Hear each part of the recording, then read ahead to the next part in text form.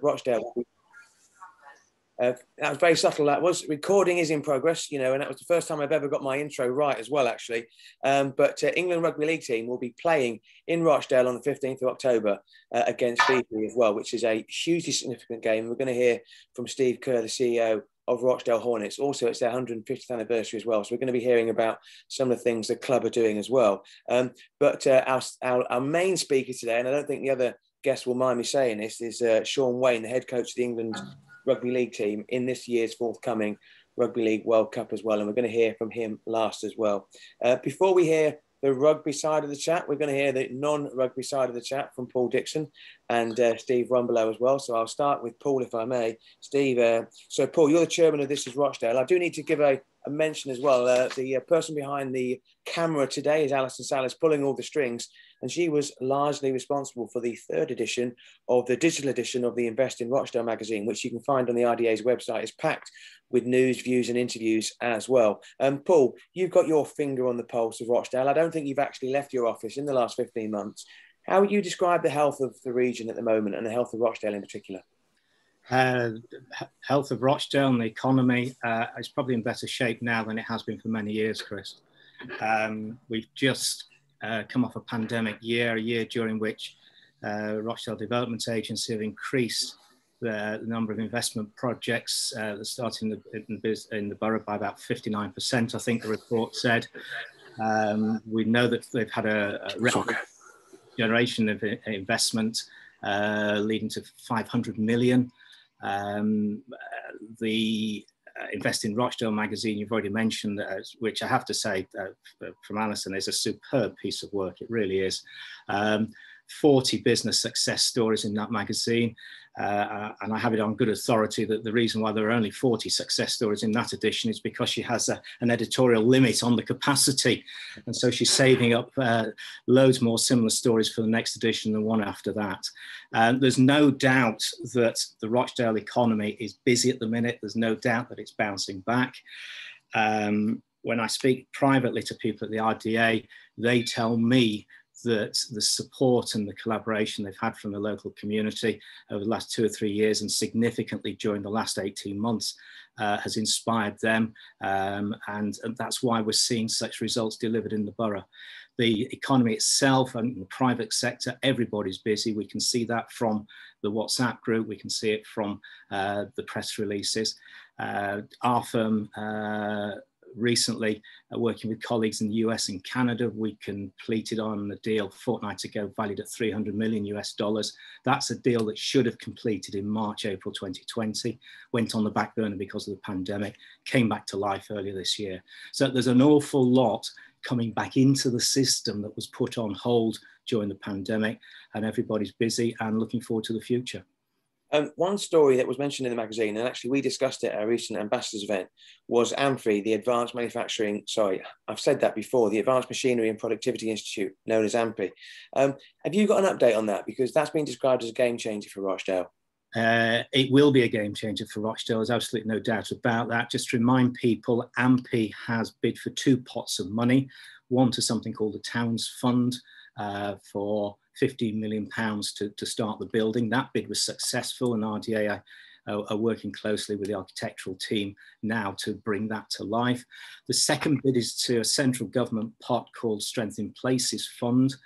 We put in a very strong bid there. We are expecting an announcement on that in the next couple of weeks. It should have come in and been announced in May, but there's been a postponement by business department there. But everybody connected with AMFI is confident. We're all working towards success. And our confidence was boosted recently, about a fortnight ago, by the Business Secretary, Kwasi Kwarteng, in a presentation he made to the Greater Manchester Combined Authority. And I will put a link actually to that presentation in the chat when I go off screen in a minute. But during that presentation, he made reference to things such as innovation, R&D spending, communities, R&D places strategy, collaboration and ambition, advanced manufacturing, local leadership, trusting in local businesses and institutions. If you wanted to read Rochdale into each and every one of those phrases, you probably wouldn't be wrong. That's our view. So we're extremely confident and we're planning for success. Now, Paul, anyone who's met you knows what an intimidating physical specimen you are. And I know you're hoping to get a call up from Sean Wayne into the England Rugby League team. And I can make that happen, Sean, if you're interested. I wouldn't have him in your pack, if I'm being completely honest. But how important is rugby to Rochdale, Paul, would you say? Rugby, and in particular rugby league, is symbolic of Rochdale's history. Hornets this year are celebrating 150 years. They were founded, I think it was April 1871. Now, if we go back in history to that period, that was a purple patch in Rochdale's history. It began in 1844 with the creation of the Rochdale Pioneers, the spirit of 1844 that we've spoken so much of over the last 18 months, that's seen us through the last 18 months. So, and the Hornets, they're very much founded in the local community. It was the local community that came together and I understand formed the club. The guys will tell us more shortly. And they're still with us. They're celebrating 150 years. And they're bringing a spectacular game to the borough in England versus Fiji. So synonymous with Rochdale, synonymous with its history, but in particular with the spirit of Rochdale, of cooperation and the communities coming together. Thanks very much, Paul. Thanks for warming the audience up. We'll bring this neatly on to Steve Rumbelow. Steve is the CEO of Rochdale Borough Council. He's always ready. He's got his day glow fluorescent jacket in the background, ready to be donned at any minute now. So, Steve, we're hearing a lot about the term bounce back. You know, how is Rochdale bouncing back in your view? I think Paul's covered lots of the ground on that. There's a lot of evidence that we went into the pandemic year with some momentum, and we clearly that slowed during the year. There's no question about that. We'd have done better had we not had a pandemic. But actually, we managed to continue pretty well and improved on a number of our key metrics. And Paul's been through one or two of those. In terms of the commercial floor space we produced, 221,000 square feet is probably less than we would have expected. Well, it is undoubtedly less than we would have expected, but it was that point in the cycle. I mean, that kind of development tends to be a bit cyclical, and you'll have a bumper year one year, and then there'll obviously be a less development completed the year after. And we were probably in one of those years when it would have been slightly quieter in any event. So achieving that is pretty good anyway. And Paul's talked about the other metrics. Let's be clear. People have lost their jobs and some people have suffered through this pandemic. There is no question about that. But generally speaking, the economic metrics that we're seeing are reasonable and pretty damn good. You know, let's be honest about it. Whenever there's an economic slowdown, usually we slow down more than others. And this time we've slowed down less than others. And that's because we had got some momentum. We were already bouncing back. We got our mojo back, and that's shown through this pandemic year. Yeah, I would agree with that. I mean, just my observation. I would agree with that as well. People have looked to Rochdale to see what's happening, as opposed to look to some of the other boroughs in Greater Manchester. Another phrase we're hearing a lot at the moment is levelling up. Rochdale recently secured 23.6 million from the government's Towns Fund and 17.1 million from the Future High Streets Fund as well. Does the levelling up agenda offer a unique opportunity for Rochdale in your view, Steve? It certainly offers an opportunity. We're already seeing that in terms of being put on some of the eligible places lists that governments have got for some of these funding streams. But we're going to be demanding of governments around this agenda. Levelling up is only necessary because we were allowed not to keep level, and the playing field wasn't level, and so it needs levelling, and that's something that we will be asking very harsh questions of government.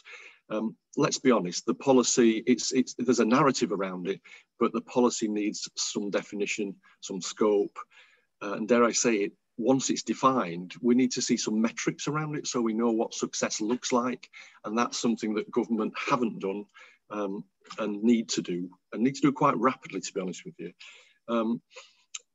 You know, what we've seen at the moment is capital pots of money, and we're benefiting from that. Paul's talked about the benefits that we're seeing in the AMPI project, a massively important project.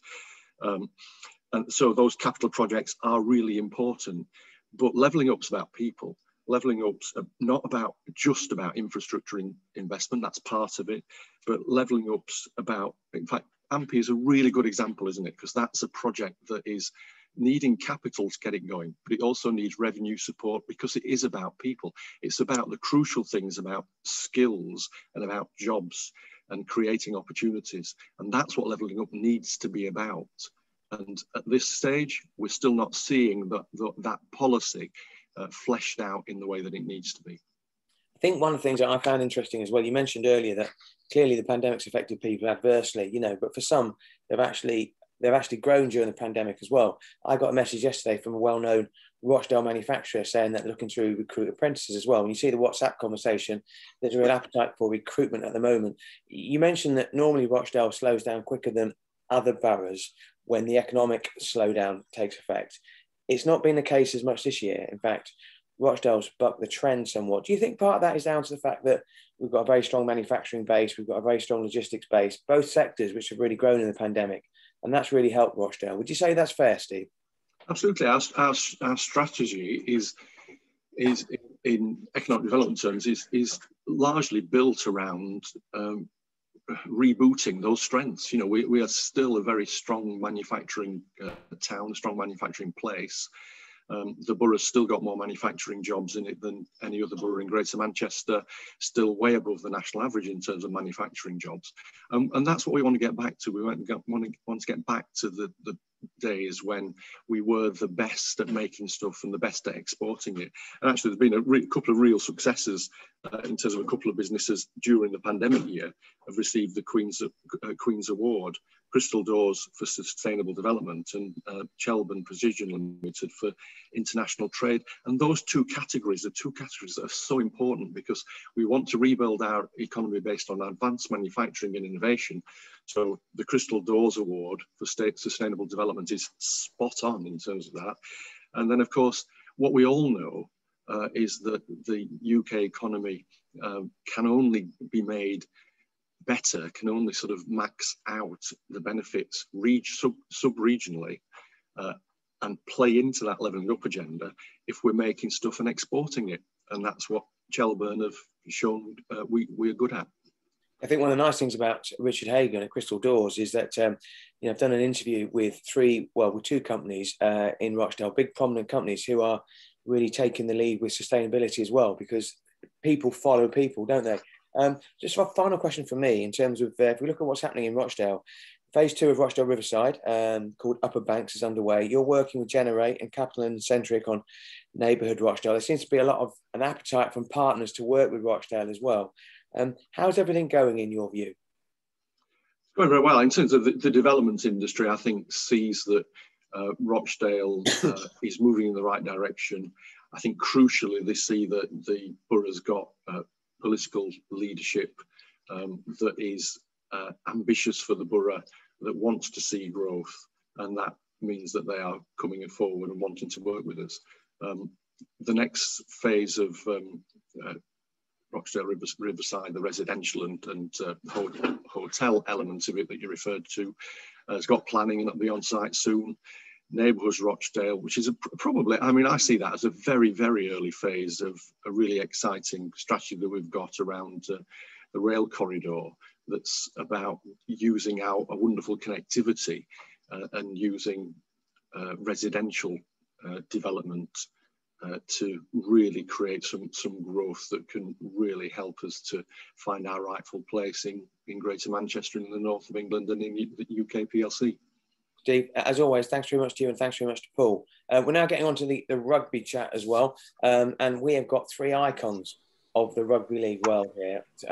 Absolutely. I'm not going to put them in any sort of order, but I'm going to start with Steve Kerr. Then we'll talk about Rochdale Hornets before we finish with Sean Wayne. And the one thing I would always say about the interview with Sean is it's not just about rugby league. It's not just about sport. It's about his childhood, his upbringing, how that shaped him. And we're delighted to have Sean on the panel because he gives interviews and gives talks to like multi-million-pound businesses as well, such as his popularity. So, Steve, I'm sure you give thousands of talks to multi-million-pound businesses as well. But for now, we're going to focus on Rochdale Hornets. The big game that's coming up in October the 15th, when Sean brings his England Rugby League team to take Fiji on in Rochdale. How did that come about? Did England approach you for that, or did you take the lead?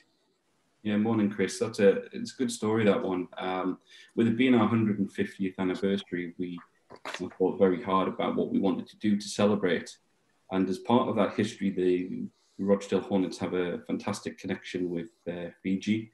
It's a small island in the South Pacific. And in Rochdale, we boast almost 3 generations now of Fijians living here in our community. And it goes way back, the link goes way back to 1960, Chris. So that was a big part. We thought, looking at the 2013 game when we hosted a World Cup match, we had a packed out crowd where Fiji took on Ireland, that we could, really engage with the Fijians and get them coming to the town of Rochdale just prior to them landing for the World Cup. So that became the first point, Chris. And once we had Fiji locked in, we were hugely excited to come and join us. We thought, how can we be ambitious? What can we do to play and stage another game in the view that we haven't got an official World Cup game? And I guess in true Rochdale style, Chris, we thought, why not England? Why not be ambitious? Why not be bold enough to have a conversation with the RFL and with Sean? And we were absolutely delighted when Sean confirmed that they would love to play Fiji. And we're really pleased that we're going to be able to host England in Rochdale. First time since 1930, I believe, our research tells us. And what an opportunity for the town. And it's just great to be able to support Sean and the England team for their preparation ahead of the World Cup. I know you've sold, Steve, all your hospitality packages already. I mean, and I've seen all the activity on social media. How much interest has there been in the game? Oh, immeasurable. We've been non-stop, Chris, emails, phone calls. There's quite a lot of excitement locally across Rochdale and our neighbouring boroughs. But we've also had interest from further afield. We have obviously sold out the hospitality packages, rightly so. But I think what this does is it gives us a platform and an opportunity to really engage and re-engage with the Rochdale community and get them back involved in rugby league. This is our catalyst for change, to get more people following rugby league. And what an opportunity it is with 2 international teams coming to Rochdale. Yeah, let's talk a bit about Rochdale Hornets before we finish by talking about the game, and then we'll bring Andy in, and then we'll bring Sean in as well. Paul mentioned it earlier, Rochdale Hornets, 150 years old. You've changed the ownership model, haven't you, of the club? So you've moved away from being a fan-owned club following the takeover by Andy.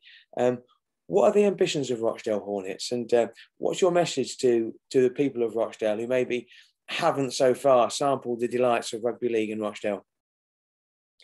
Yeah, it was an exciting time that we recognised back in 2019 that if we want to move forward as a business, we needed to bring some new skills into the boardroom, into the club. And so we were delighted when Andy and a consortium of businessmen decided to join us, bring those skills, but then also some investment that was needed to help move Rochdale Hornets forward and grow.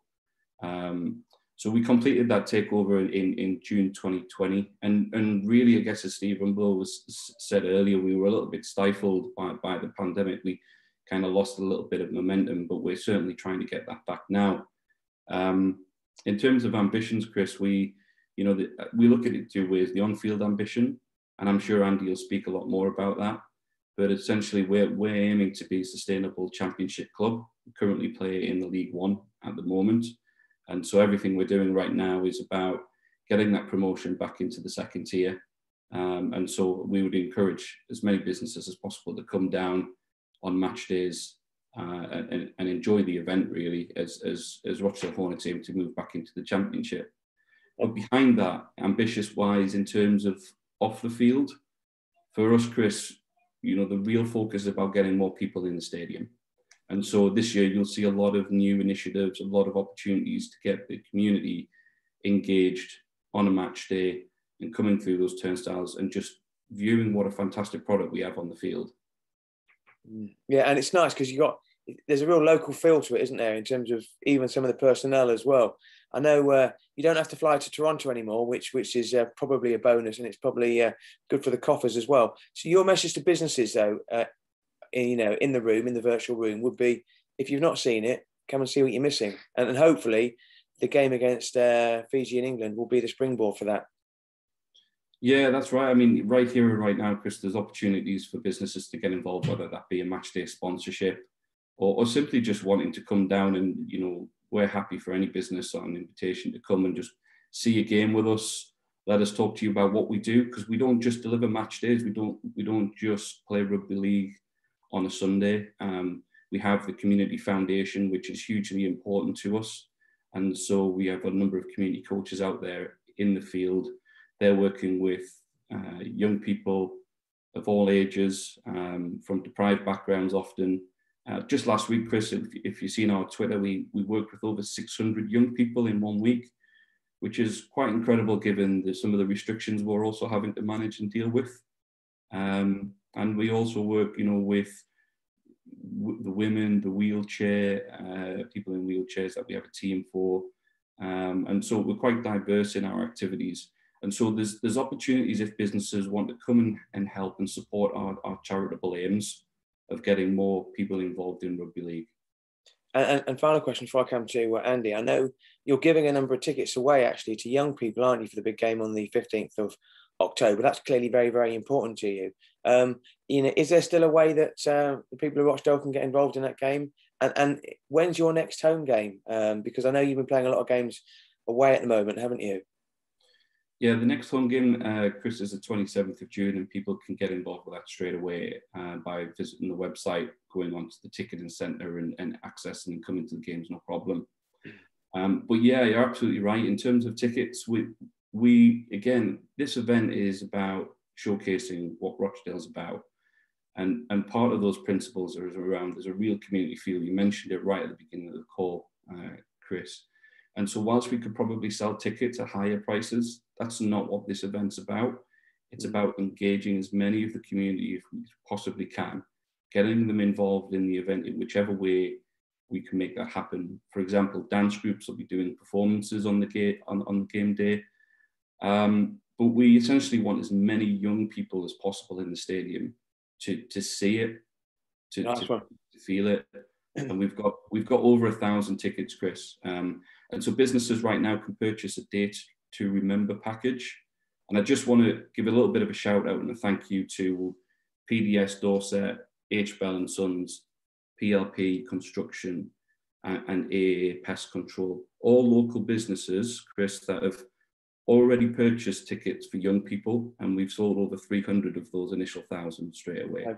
Four great companies. So talking about singing and dancing brings me neatly on to Twinkle Toe Andy Maisie. Andy, you're a business person. People can see it in the background. You got the call from Steve Kerr to say, hey, let's get involved in Rochdale Hornets. Why did you say yes for?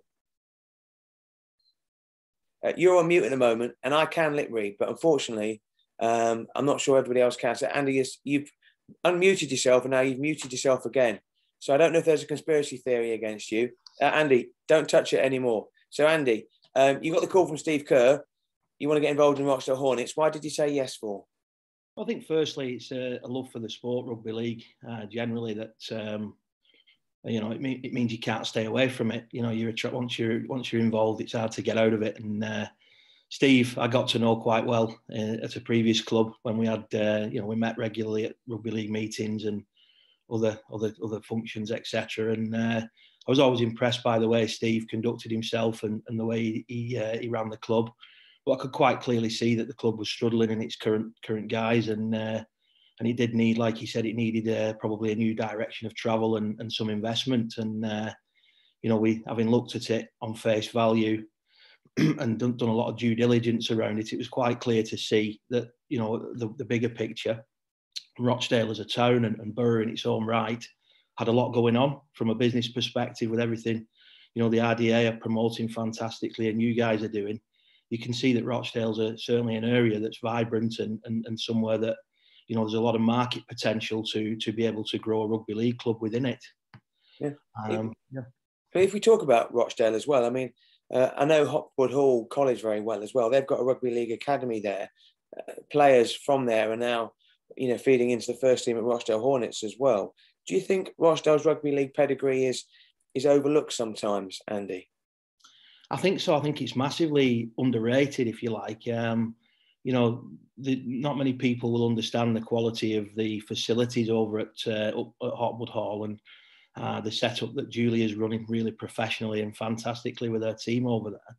And obviously we've got the academy set up that I think it's quite unique, that our head coach, Matt Callan's he coaches the Hornets on a part-time basis, but he's based over at Hotwood, and he's actually coaching the academy kids as well, day in, day out, as his day job, if you like. So that's quite unique, and I think it offers a fantastic pathway. And I think when you look at the calibre and quality of the community clubs, just using Rochdale Mayfield as an example, there's no doubt Sean would testify, you know, if you look at areas like Wigan and St Helens and Lee, the core of their success has been based on a strong community game and the quality of the youngsters coming through. And I believe that Rochdale's second to none, and he's right up there with those top Super League clubs. So it's a crying shame in my eyes that the professional club is not really in the higher echelons, and that's certainly the long-term aim, and the vision is to match the quality of the community game by having a professional game that can mirror that.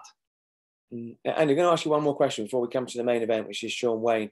But in terms of the ambitions of the club on the field as well, I mean, is the ambition to get in the championship? Is it to look beyond the championship? It seems to have moved beyond just surviving, doesn't it? Absolutely, yeah. I think the days of looking to survive really are hopefully behind us. We are ambitious. We also understand that it takes time. You know, Rome wasn't built in a day, and I think to get it right, you've got to do things from the grassroots that we're speaking about. So, you know, there's been a big emphasis on building those links with or re-engaging with the community clubs and building the academy links. And you know, we're really proud to have a strong ladies team and a wheelchair team. And it's not just, you know, what goes on the pitch on Sunday in the Championship and League One. It's about the bigger picture for us and building a strong club, you know, off the field, because ultimately short-term success in this sport doesn't last very long. You know, you can throw a few quid at a team, and we've seen this in all sports, haven't we? You know, football, rugby league. You know, if you just throw money at a first team, that is very short-term and sort of narrow-minded thinking. So we're investing in the bigger picture really off the field, but also having some ambition short-term on it to try and reach and achieve some short-term goals as well. Andy, thanks very much. The plan was to devote the first half of the event to the 4 speakers, and then the second half of the event to Sean Wayne. So, Andy, thanks very much for your role, and massive good luck to everything you're doing with the Hornets, and also for the big game on the 15th of October. Sean Wayne, delighted that you've been able to join us, because I know you're busy. What with planning the Rugby World Cup, you're the head coach for the rugby for the England team. Before we talk about rugby league, we spoke about this before because I wanted to make sure you were cool with it. We're going to talk a bit more about your upbringing and how that shaped you as a person, as an individual, as a father, as a grandfather now, as a rugby league coach as well. I'm going to take you back to your early days. One of the less auspicious moments in your life, when you were 15, you phoned up your school, phoned in a bomb scare, you were expelled from school, left without any qualifications at all to your name. If you think about the sort of child that you were, Sean, what were you like? Good morning, Chris. Good morning, everybody. Thank you for having me. To be honest, Chris, I was really badly behaved. I was getting in trouble. I wasn't going to school. I was fighting a lot. I was doing some terrible things, which I'm embarrassed about now. But that was the way of the world where I lived. It was a tough council estate. And we moved a few times, and there was 6 kids. There was 5 boys and a girl. And me and one brother got in trouble quite a bit. And, you know, so my dad's way of dealing with us was just a horrendous beating every now and again. So we never learned our lesson. So it finished for me when I was 15, when exactly that event happened. So as a kid, I was a really bad kid. But the lesson in all that is when I was 17, on my 17th birthday, I made my debut for Wigan. And I can't really put into words, Chris, how far I was away from that. The things I did when I was younger, it was like impossible that I would end up playing for Wigan on my 17th birthday. But the big turning point was when I, on the 15th, when I was 15, I rang in the bomb scare. I went home. The police arrested me. my dad absolutely annihilated me, and I ran off. I left home, and I never went back. That was it. I never went back home. I listened to a podcast, Sean, which I recommend to a lot of people, the High Performance Podcast with Jake Humphrey and Damien Hughes. And you spoke about the relationship that you had with your dad. And I'll be honest with you, it was pretty moving. It moved me. You've spoken about it before. I mean, you talk about hiding. We've probably all been the recipient of, those of an older brigade, an older generation of some discipline from our parents as well. Yours went beyond the pale. I mean, yours was dreadful, wasn't it? I mean, if you're okay talking about it, just give us an insight as to what it was like for a young lad growing up in that situation. Well, many times. I was locked in a room, went to the same room, and it was 20 minutes of my dad just punching and kicking me. My dad was bigger than me. He was a big pit man. And 20 minutes of that. And my only memory was my mum and my brothers banging on the door telling them to stop. That was it.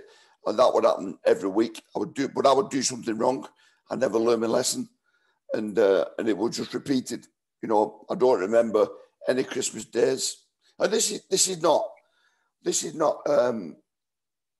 feel pity. It's I remember leaving home when I was 15 with blood all on my face. It ripped my t-shirt off. I had one trainer on, and I got to the top of my street, and I realised I had nowhere to go. And I'd met a girl on one of the days I was in school when I was 14, and I went to her house, and I knocked on the door. She opened the door, absolutely shocked because I had blood all over my face, and I asked, could I stay there for a night because I had nowhere to sleep, and I stayed there for 6 years. But I remember walking in her house, and it was warm. She had heating. We didn't have any heating on our house. Our house was cold, and I had my own bed. I slept with my two brothers.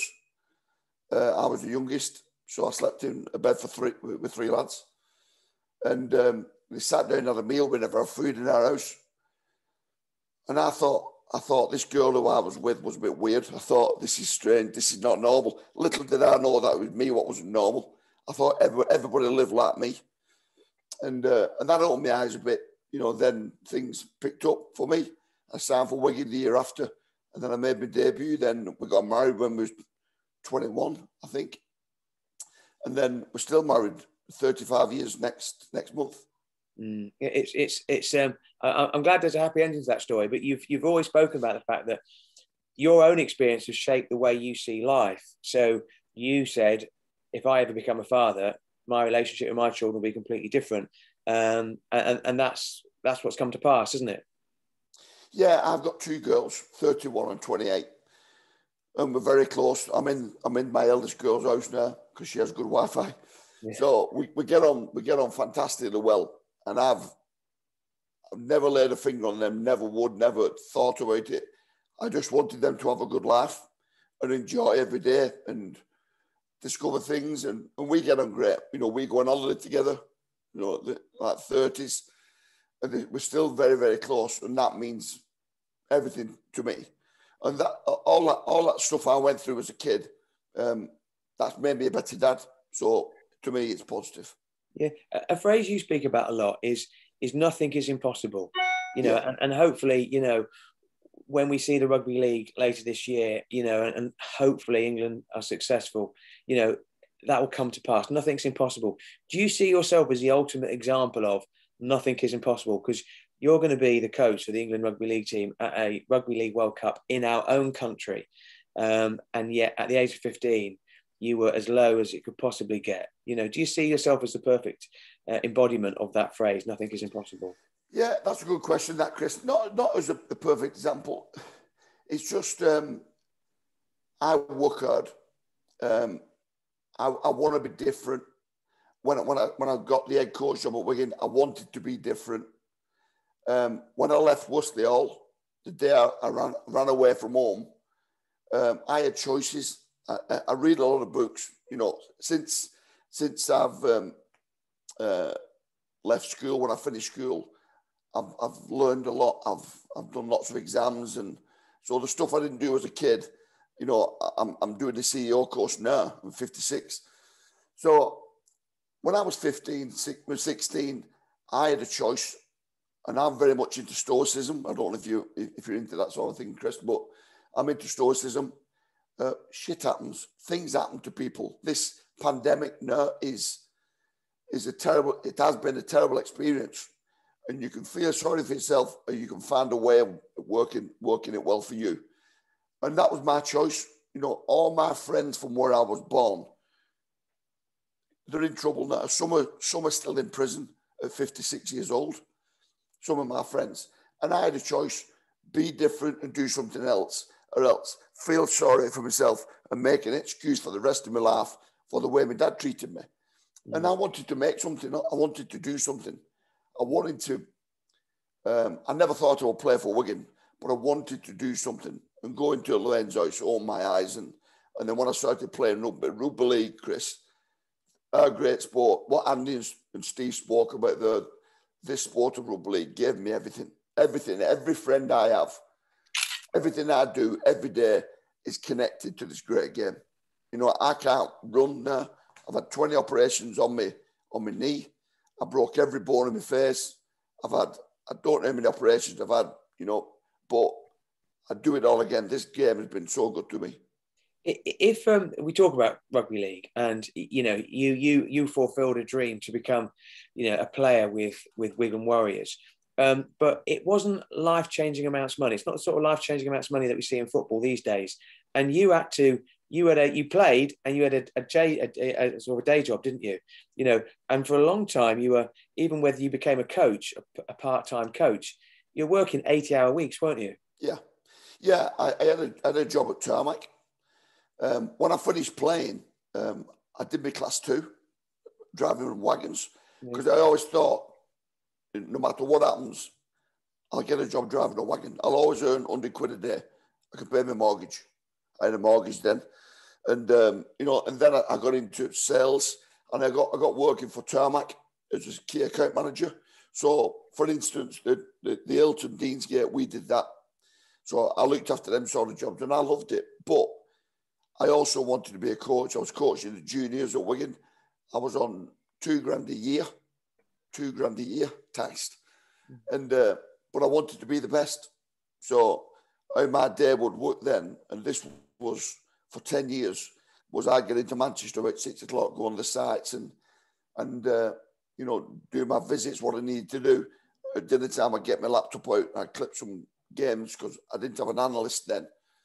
But it wasn't an excuse not to give my players what they needed. So I did it myself. I washed the kit.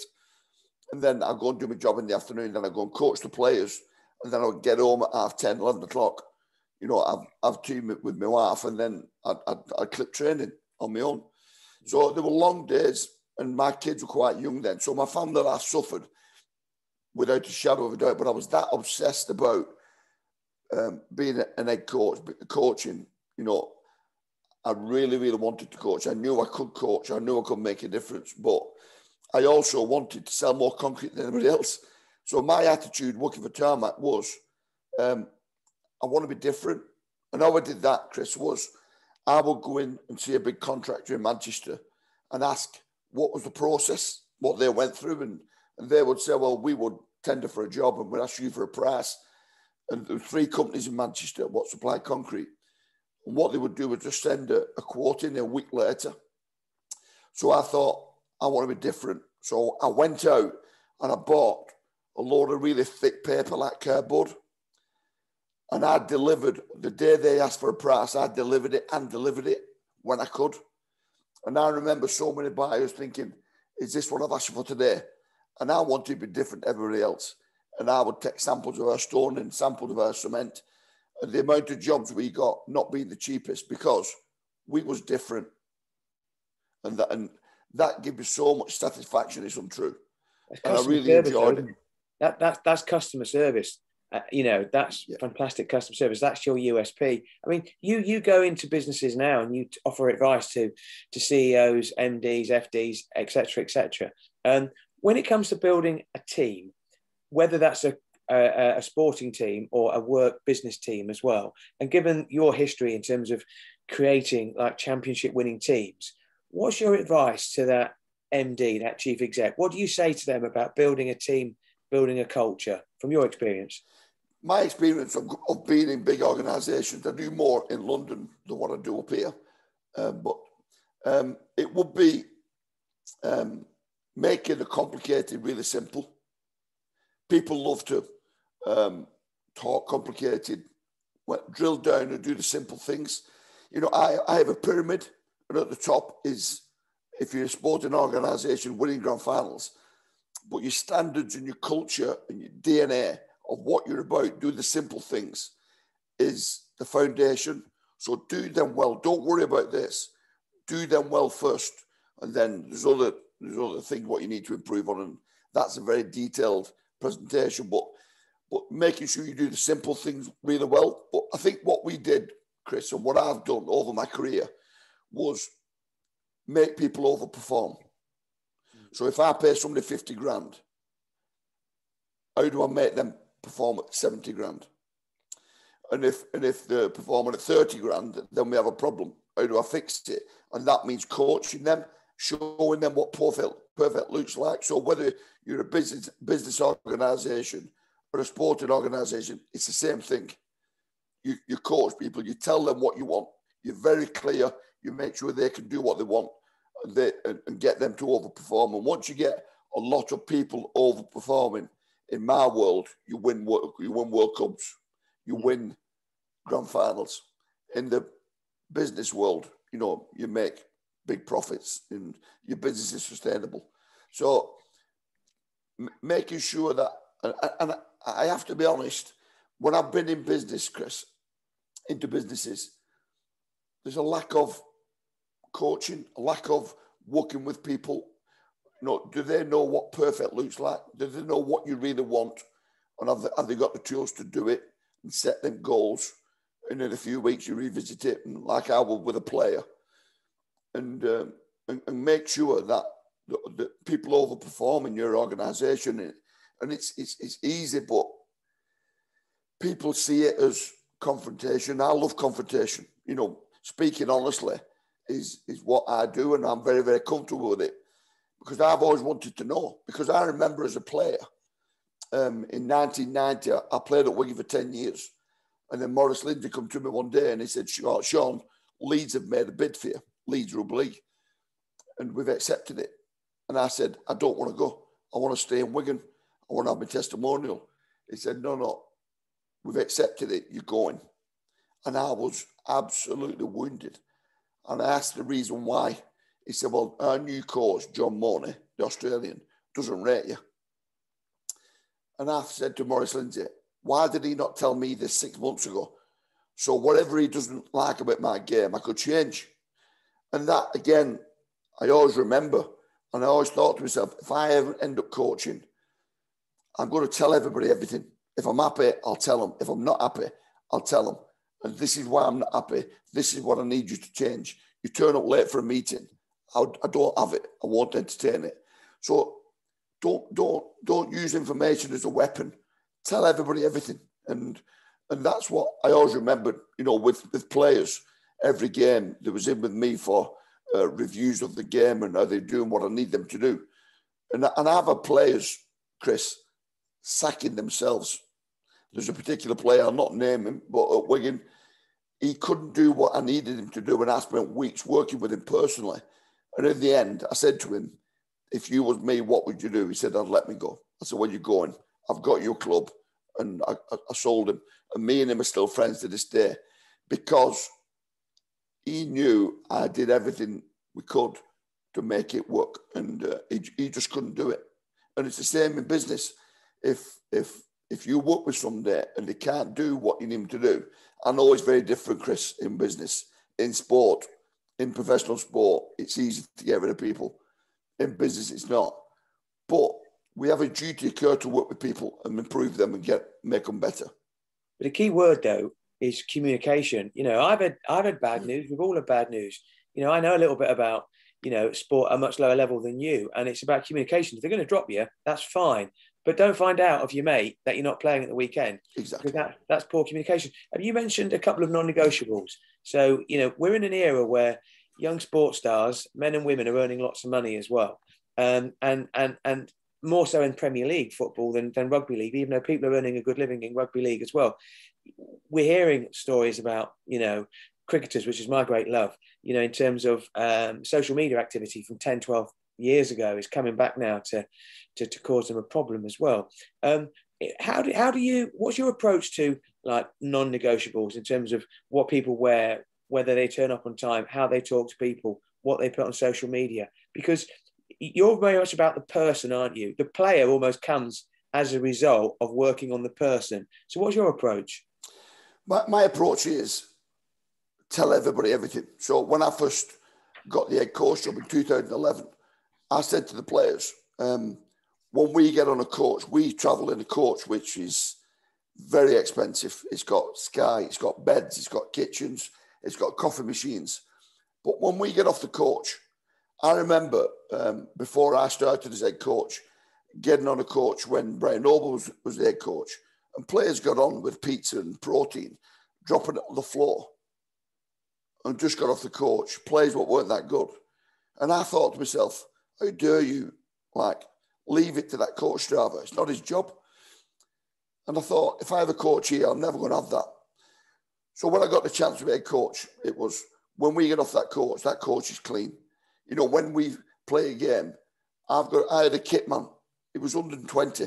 He was a shocking kit man, but he loved the job. He was the fabric of the club. And if I'd have got rid of him, it would have broken him. He needed to be there. That was his life. But it was an old man. And before I got the coaching job, I saw players coming in, dropping the shorts on the floor, and this old man picking his shorts up. And when I got the job, I said to the players, I don't give a shit if we get beat 60-0. You hand your shorts to that man. I'm not having an 80-year-old man picking your shorts up off the floor. You put them in the kit bag. And them are the standards, because the way I saw it, Chris, was on the field, I wanted that much detail. Our leads needed to be split second, onside, perfect, repetition, practice. I wanted that much detail. You couldn't be sloppy off the field. And if I'm honest, I think it's the right thing to be. I wanted good men off the field, but absolute psychopaths on the field who have to win. You need to win. I am a winning coach. Winning is the only thing to me. Playing well comes second. If I can play well and win, great. But the one most important thing to me is winning. And that's what the players I wanted. But when they come off, I wanted them to be well-mannered and respectful. So I would be all over the players. We go to an hotel reception, and if I heard a player not say thank you to the receptionist when he got the room key, I would pull him. And I was relentless with that from day one to the day I left. I mean, I want to ask a question about culture in a football team or a rugby league team or a sporting team or a business as well, because you would have some players who might not, a lot of players will react well to that, but it might be the one player who thinks he's bigger than that, and that can affect the culture of a sports club or a business. Have you had instances, without naming names, where you've had to move players on because although they might be the best player in the team, they're affecting the culture of the team? Yeah, I'll name names. And there's one in particular, and his name's Gareth Ock, and he was brought up on the same estate as me in the same way. So me and him are very, very good friends. And he's, if you don't know him, he's big, he's strong, he can fight, he's very, very tough, and he's a great player. And we were better with him in the team, but he couldn't stick to the standards I wanted. He couldn't keep the coach clean, he couldn't turn up on time. So I knew long-term, I'm not going to have long-term success with him in our team. So I had to get rid of him. I worked with him. I found him a club. And for a while, he fell out with me. His family did speak to my family.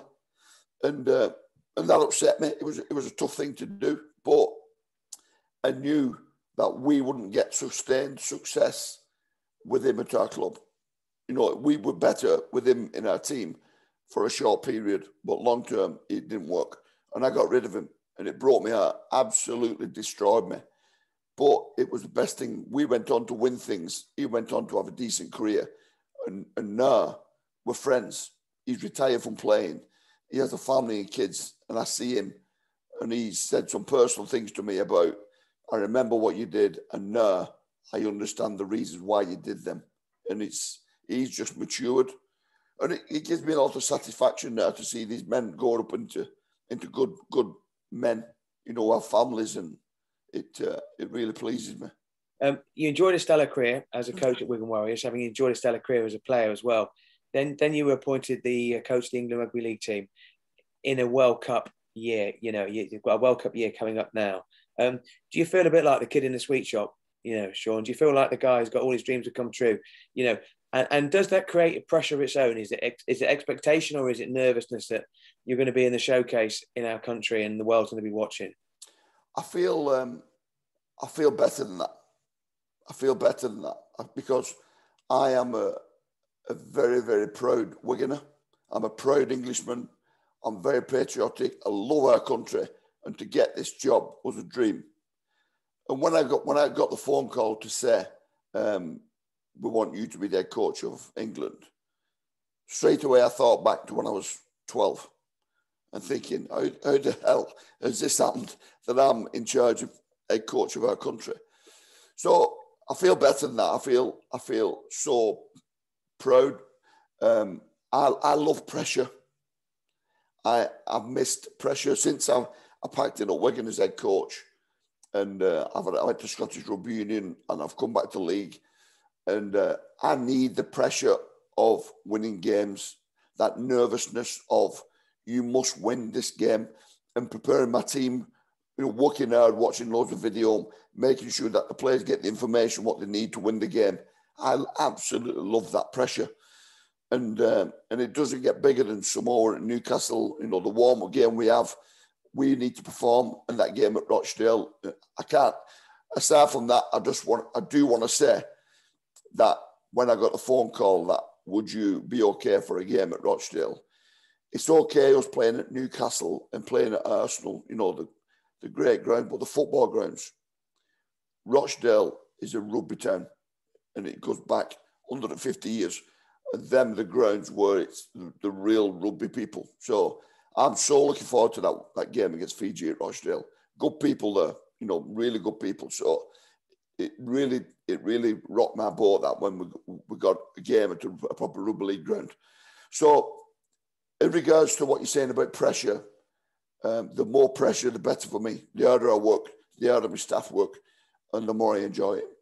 And final two questions, Sean. And just looking at we've got a WhatsApp group with Rochdale businesses, and there's probably 110 businesses on that, and even people who've got no interest in rugby league, and there are people out there, but they're saying, well, what a great speaker, what a motivational speaker, what an inspirational speaker, all of the above, and I would echo that as well. In terms of what would your advice be? I've got one business question. What would your advice be to businesses watching you, in terms of the lessons, the takeaway lessons that they can learn? So there's, Dave Brereton at Mice and Pages, big football fan, just turned over £1 million for the first time. Claire Corrier runs a finance company, all the bread and butter. We've got, Bell and Son, you've got PLP Construction, who are doing fantastic things in the world of, building in Rochdale. What can they learn from a rugby league coach like yourself and from your experiences? That comment I made before, Chris, is the key, is tell everybody everything. Does everybody in your company know what is expected of them? Have they got what they need? I can be very, very, I don't lose my temper that much. I'm very, very optimistic.